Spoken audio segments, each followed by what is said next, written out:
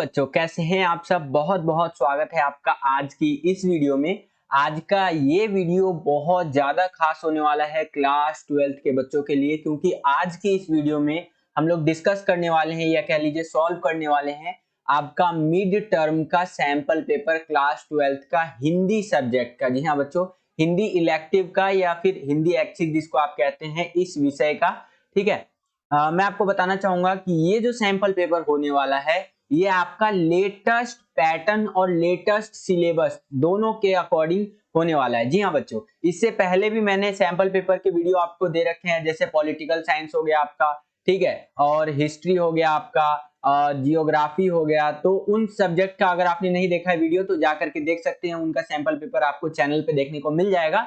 आप description box भी खोलेंगे, वहां पर भी देखने को मिल जाएगा। लेकिन यहाँ पर एक कैच है, यानी कि एक ट्विस्ट है। ट्विस्ट ये है कि इन सब्जेक्ट्स का जो मैंने आपको सैंपल पेपर दिया है बच्चों, वो आपका पुराना पैटर्न लिया है, क्योंकि सीबीएसई ने बोला है कि पुराना वाला पैटर्न ही चलेगा भाई। ठीक है, पुराना पैटर्न और लेटेस्ट सिलेबस, इन दोनों का कॉम्बिनेशन करके आपका इन सब्जेक्ट का सैंपल पेपर बना के आपके लिए वीडियो बनाया है। लेकिन एक कैच ये है, मतलब ट्विस्ट ये है आज के इस वीडियो में, कि ये जो हिंदी इलेक्टिव का जो मैं आपको सैंपल पेपर करवाने वाला हूं इस वीडियो में, ये तो पहली नंबर बात लेटेस्ट सिलेबस के ऊपर होने वाला है। जो आपका 2022-23 का जो लेटेस्ट सिलेबस है उसके अकॉर्डिंग होने वाला है।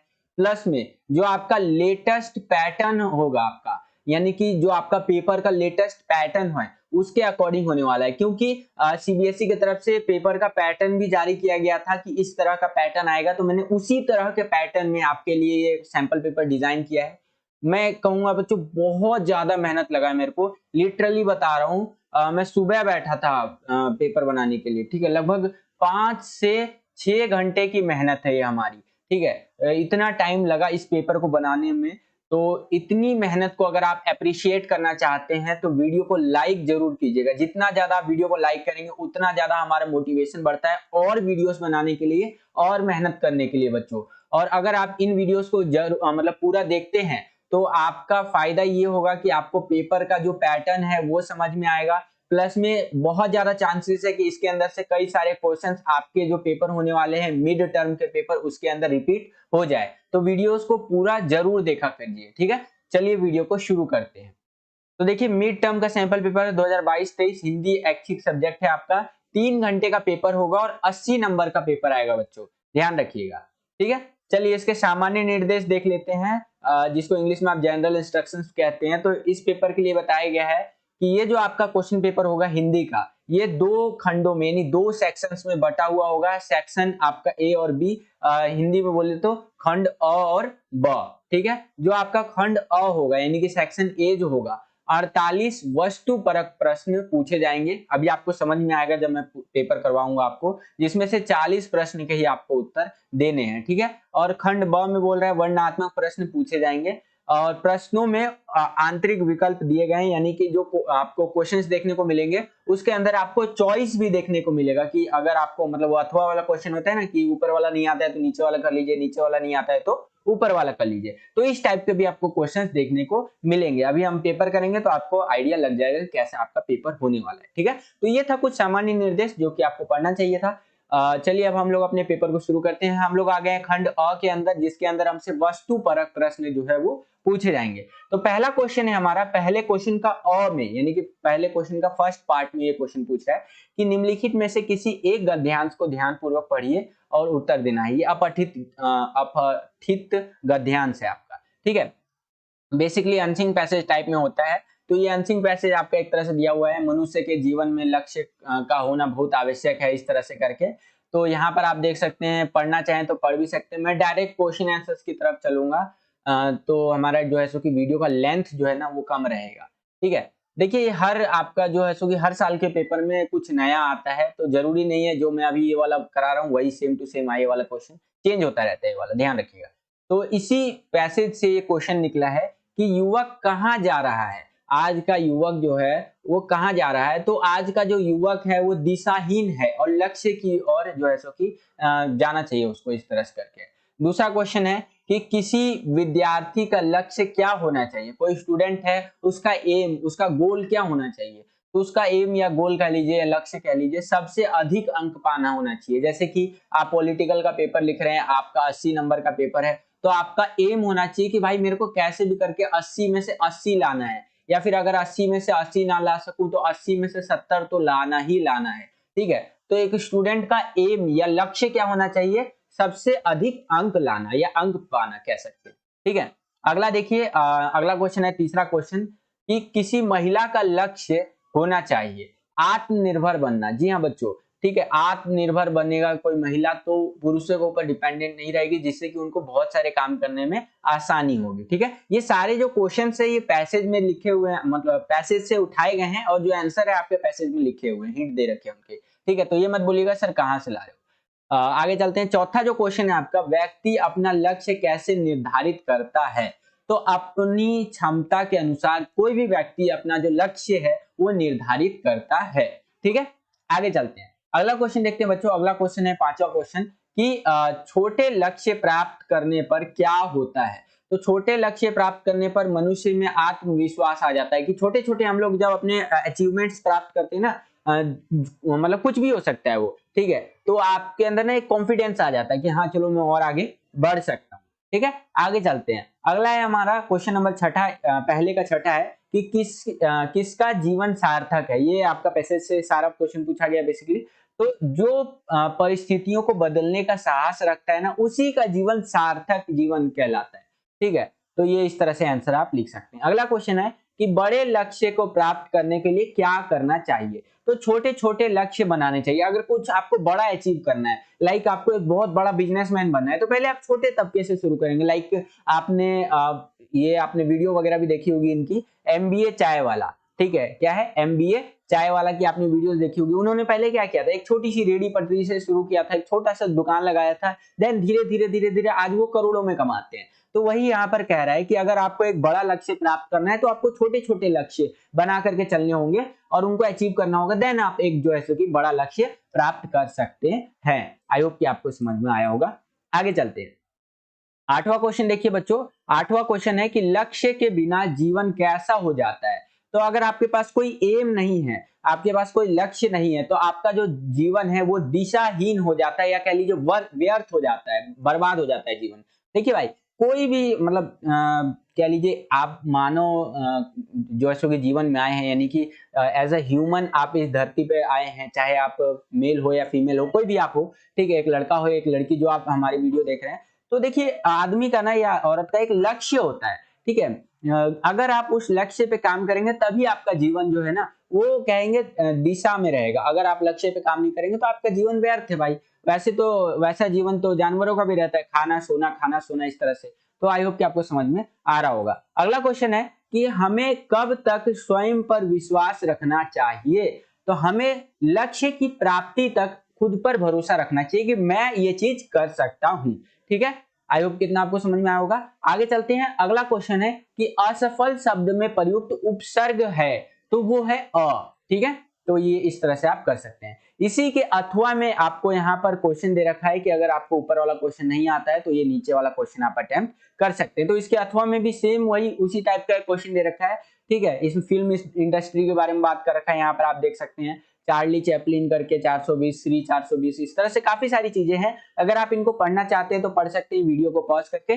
मैं डायरेक्ट क्वेश्चन आंसर्स की तरफ चलूंगा ताकि वीडियो ज्यादा लंबा हमारा ना हो। ठीक है, हमारा टाइम बच सके। तो आप पढ़ना चाहे तो वीडियो को पॉज करके पढ़ सकते हैं बच्चों। काफी ये बड़ा पैराग्राफ है आपका ये, ठीक है, और काफी सारी बातें आपको जानने को मिलेंगी इसके अंदर। तो चलिए इसके हम लोग जो है तो कि क्वेश्चन आंसर्स देख लेते हैं कि क्वेश्चन आंसर्स किस तरह से पूछा है बच्चों। तो देखिए पहला क्वेश्चन पूछा है यहाँ पर कि चार्ली चैपलिन का युवा अवतार किसे कहा जाता है। तो वो राज कपूर जी को चार्ली चैपलिन का युवा अवतार कहा जाता है। ठीक है, अगला है हमारा चार्ली चैपलिन किसके ज्यादा नजदीक है। तो वो प्रेमचंद जी के ज्यादा नजदीक है। ठीक है, अगला क्वेश्चन है कि किस फिल्म से नायक पर हंसने की परंपरा की शुरुआत हुई। तो श्री 420 जो फिल्म थी ना, इससे पर जो नायक यानी हीरो है उस पर हंसने की परंपरा जो है शुरू हुई थी। ठीक है, आगे देखते हैं, अगला है चार्ली की अधिकांश फिल्में कैसी होती थी। तो मूक होती थी, यानी इससे पर जो नायक यानी हीरो है उस पर हंसने की परंपरा जो है शुरू हुई थी। ठीक है, आगे देखते हैं। अगला है चार्ली की अधिकांश फिल्में कैसी होती थी? तो मूक होती थी, यानी कि ज्यादातर एक तरह से म्यूट फिल्में होती है ना, उस टाइप से, जिसके अंदर आवाज ज्यादा नहीं होता है। आगे चलते हैं। अगला क्वेश्चन है कि भाषा का कम इस्तेमाल करने के कारण चार्ली की फिल्में कैसी होती थी? तो मानवीय होती थी, आप कह सकते हैं। अगला क्वेश्चन है कि कौन सी भारतीय फिल्म चार्ली का भारतीयकरण थी? तो आवारा जो फिल्म थी ना, वो चार्ली का भारतीयकरण था। ठीक है, इंडियन तरीके से दिखाया गया था। अगला है क्वेश्चन कि चार्ली की नकल को भारतीय फिल्मों में लाने का श्रेय किसको जाता है? तो राज कपूर जी को जाता है, जाहिर सी बात है। अगला क्वेश्चन है कि फिल्मों में चार्ली की संकटों को देखकर कैसा महसूस होता है? तो हम ही चार्ली हैं ऐसा महसूस होता है। ठीक है, अगला क्वेश्चन है कि प्रस्तुत गद्यांश किसके विषय में है? तो चार्ली चैपलिन के विषय में है प्रस्तुत गद्यांश। नेक्स्ट क्वेश्चन है हमारा यहाँ पर कि बस्टर कीटन की तुलना किससे की गई है? तो वो की गई है कॉफका से। ठीक है, तो इस तरह से इन क्वेश्चन का आंसर आपको देना था। आगे चलते हैं। क्वेश्चन नंबर हमारा पहला ही है और क्वेश्चन नंबर पहले का सेकंड पार्ट में क्वेश्चंस पूछे गए हैं, यानी कि क्वेश्चन नंबर पहले का ब में बी पार्ट कह लीजिए, उसमें क्वेश्चन हमसे क्या पूछा गया है कि निम्नलिखित में से किसी एक पद्यांश को ध्यानपूर्वक पढ़िए। अभी हम लोग गद्यांश की बात कर रहे थे, अब हम लोग पद्यांश के ऊपर आ गए हैं। ये अपठित पद्यांश है।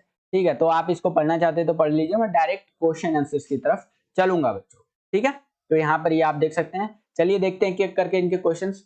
तो पहला क्वेश्चन पूछ रहा है कि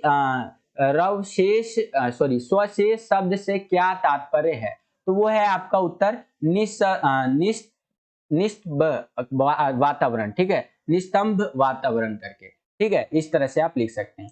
अगला है दूसरा क्वेश्चन कि कवि ने मोतियों से किसकी तुलना की है? तो पानी के झाग से मोतियों की तुलना की है कवि ने।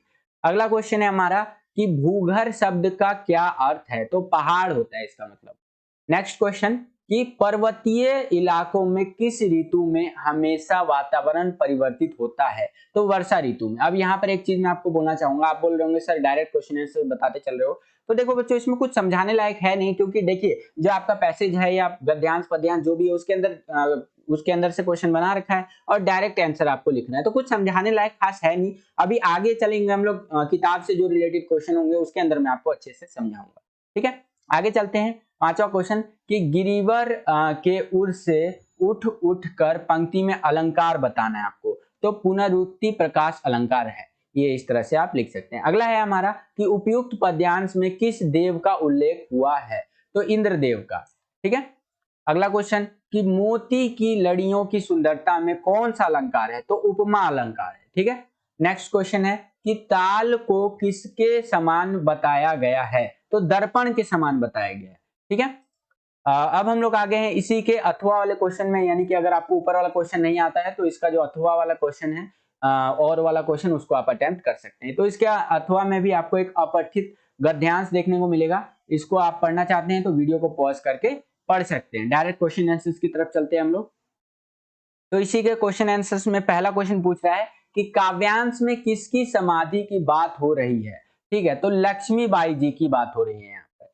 नेक्स्ट क्वेश्चन है, यहाँ पर आप देखेंगे कि उसके फूल यहाँ संचित है, पंक्ति में फूल का क्या तात्पर्य है? तो रानी की जो अस्थियां है ना, उसका यहाँ पर आप तात्पर्य लिख सकते हैं इस तरह से। नेक्स्ट क्वेश्चन है कि वीर का मान कब बढ़ जाता है? तो जब वह लड़ते हुए शहीद हो जाता है ना कोई आदमी, तो कोई वीर जो है ना वीर कहलाता है। लाइक हमारे जो सोल्जर्स है वो युद्ध में लड़ते लड़ते, जंग में लड़ते लड़ते अगर शहीद हो जाए तो वो शहीद कहलाते हैं। या फिर ऐसे भी कोई दुर्घटना घट जाए, आतंकवादी हमला हो जाए और वो शहीद हो जाए तो उनको शहीदी कहलाता है। तो कहने का मतलब यह है लड़ते लड़ते, वो भी तो एक सोल्जर लड़ते रहते शहीद होता है तो उसको हम लोग शहीद कहते हैं। यहाँ पर वीर की बात कर रहा है, ध्यान रखिएगा। ठीक है, नेक्स्ट क्वेश्चन है कि रानी से अधिक उसकी समाधि प्रिय क्यों है? क्योंकि उससे स्वतंत्रता की प्रेरणा मिलती है, यानी कि फ्रीडम का इंस्पिरेशन मिलता है। ठीक है, इसीलिए उसकी समाधि ज्यादा पसंद की जाती है। नेक्स्ट क्वेश्चन है कि सोने की भस्म किससे मूल्यवान होती है? तो सोने से मूल्यवान होती है। ठीक है, नेक्स्ट क्वेश्चन है कि चमक उठी ज्वाला सी में कौन सा अलंकार है? तो उपमा अलंकार है। नेक्स्ट क्वेश्चन कि निशीथ का अर्थ क्या है? तो वो है रात्रि। अगला क्वेश्चन है कि उपयुक्त पद्यांश में कौन सा रस है, तो वीर रस है। ठीक है, इसलिए मैंने आपको बोला कि स्टार्टिंग में पढ़ लीजिए, देन मैं क्वेश्चन आंसर डिस्कस करूंगा तो अच्छा समझ में आएगा आपको। तो आई होप कि इतना आपको समझ में आ गया होगा। हमारा पहला क्वेश्चन समाप्त हो गया बेसिकली। ठीक है, पहला क्वेश्चन जो आएगा आपका 10 नंबर का आएगा, ध्यान रखिए। अगला हमारा दूसरा क्वेश्चन है, अभिव्यक्ति माध्यम से लिया गया है, ये 5 नंबर का क्वेश्चन है। इसमें आपको एमसीक्यू बेस्ड क्वेश्चन देखने को मिलेंगे। तो दूसरे का पहले में क्या क्वेश्चन पूछा है कि भारत में पहला छापाखाना कब लगा, तो वो 1556 में लगा था। अगला क्वेश्चन है कि इनमें से कौन सा उल्टा पिरामिड शैली का अंग नहीं है। तो देखिए इंट्रो भी अंग है, बॉडी भी, समापन भी, ये सब है, लेकिन जो आपका यहाँ पर आप देख पा रहे होंगे मध्य भाग, ये आपका उल्टा पिरामिड शैली का अंग नहीं है। ठीक है, नेक्स्ट क्वेश्चन देखते हैं कि समाचार लेखन की सर्वश्रेष्ठ शैली कौन सी होती है। तो उल्टा पिरामिड शैली जो होती है ना, वो समाचार लेखन की सबसे अच्छी शैलियों में से एक मानी जाती है। नेक्स्ट क्वेश्चन है हमारा कि समाचार लेखन के लिए कितने ककार आवश्यक है। तो 6 ककार जो है वो इंपॉर्टेंट माने जाते हैं समाचार, कोई भी न्यूज को लिखने के लिए, जैसे क्या, कब, कौन, कैसे, कहां, इस तरह से होते हैं। नेक्स्ट क्वेश्चन है हमारा 5वां क्वेश्चन कि इनमें से विशेष लेखन का कौन सा क्षेत्र नहीं है। तो समाचार जो है विशेष लेखन का क्षेत्र नहीं है बच्चों। आई होप कि आपको इतना समझ में आया होगा। अब हम लोग आगे हैं अगले तीसरे क्वेश्चन में, तीसरे के फर्स्ट पार्ट का, यानी कि क्वेश्चन नंबर हमारा यहाँ पर आप देखेंगे तो थर्ड है। तीसरे के पहले में देखिए क्या क्वेश्चन पूछा है, ध्यान से समझिए। तीसरे के पहले में इस तरह से एक दे रखा है काव्यांश, इसको पढ़ना है और देन आपको उत्तर देना है। ठीक है, तो काव्यांश आप वीडियो को पॉज करके पढ़ लीजिए, हम डायरेक्ट क्वेश्चन आंसर्स की तरफ चलते हैं। तो यहाँ पर क्वेश्चन पूछा है कि उपयुक्त काव्यांश कहाँ से लिया गया है। तो आंसर है नागमती वियोग खंड 12 मासा वाला जो चैप्टर है आपका, उसके अंदर से लिया गया। ठीक है, अगला क्वेश्चन हमारा, जरे विरह ज्यों दीपक बाती में कौन सा अलंकार है। तो वो उत्प्रेक्षा अलंकार है। ठीक है, इस तरह से लिख सकते हैं। नेक्स्ट क्वेश्चन है, यह काव्यांश किस छंद में रचित है। तो दोहा चौपाई छंद जो है, इसके अंदर ये काव्यांश रचा गया है। नेक्स्ट क्वेश्चन, नागमती की विरह की अग्नि में जलकर क्या बनती जा रही है। नागमती जो है वो विरह की अग्नि में, यानी दूरी है उसके अपने पति से या उसके प्रेमी से, तो उसके जो एक तरह से अग्नि होता है उसमें जलकर वो क्या बनती जा रही है, तो राख बनती जा रही है। ठीक है, नेक्स्ट क्वेश्चन कि नागमती के पति का क्या नाम है। तो रत्न सेन जो है नागमती के पति का नाम है, हस्बैंड का नाम। ठीक है, अगला क्वेश्चन है हमारा कि प्रस्तुत काव्यांश आपकी किस पाठ्य पुस्तक से ली गई है। तो अंतरा वाली जो बुक है उससे लिया गया। अब हम लोग आ गए हैं क्वेश्चन नंबर तीसरे के जो दूसरा भाग है, यानी दूसरे में इस तरह से समझिए आप, क्वेश्चन नंबर आपका तीसरा है, उसका दूसरा क्वेश्चन है। ठीक है, तीसरे का दूसरा।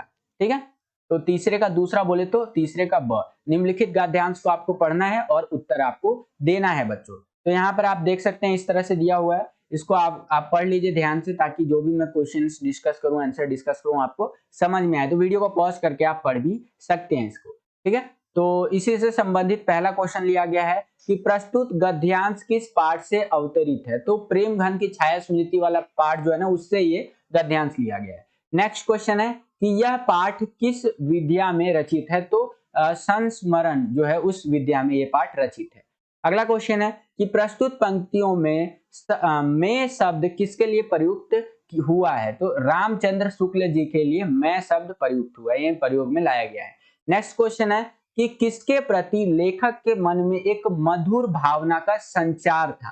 तो भारतेंदु हरिचंद्र के प्रति था। ठीक है, इस तरह से लिख सकते हैं आप। अगला क्वेश्चन है हमारा कि चिंता कर्षक का अर्थ बताइए। तो मन को आकर्षित करने वाला जो होता है वो चिंता कर्षक होता है। ठीक है, नेक्स्ट क्वेश्चन है, रामचंद्र शुक्ल जी का जन्म जो है सो कब हुआ था। तो 1884 में हुआ था, अक्टूबर 1884 में। अब हम लोग आ गए हैं चौथे क्वेश्चन में बताया गया निम्नलिखित प्रश्न जो है उसमें चयन करना है। ठीक है, जो भी पूछा गया है। तो पहला है, चौथे का पहले क्वेश्चन में पूछा है कि जगधर के मन में कौन सा भाव जगा था। तो ईर्ष्या का, जलन का भाव जगा था। ठीक है, नेक्स्ट क्वेश्चन है आपका कि सुभागी रात भर कहाँ छिपी रही थी। तो मंदिर के पिछवाड़े अमरूद के बाग में सुभागी रात भर छिपी हुई थी। नेक्स्ट क्वेश्चन है कि विस्कोहर जो है वो किस गांव मतलब किसका गांव है। तो लेखक विश्वनाथ त्रिपाठी का गांव है विस्कोहर जो है। अगला क्वेश्चन है कि लेखक विश्वनाथ को अपनी माँ के पेट का रंग कैसा लगता था। तो हल्दी मिलाकर बनाई पड़ी के रंग जैसा लगता था विस्कोहर जो सॉरी विश्वनाथ जी को अपनी माँ का पेट, ठीक है, माँ के पेट का रंग। अगला क्वेश्चन है हमारा कि सूरदास किसमें विश्वास रखता था? तो क्षमा करने में विश्वास रखता था। ठीक है, तो इस तरह से हमारे एमसीक्यू वाले क्वेश्चन खत्म होते हैं। अब हम लोग आ गए